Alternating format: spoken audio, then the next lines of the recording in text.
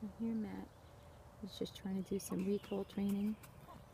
You always want to run away from your dog. That's how you can begin teaching recall.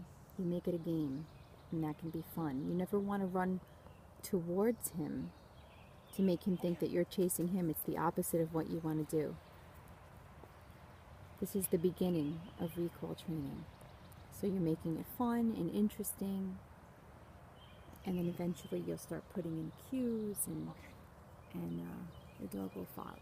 But this is just the beginning for a session with Sudan.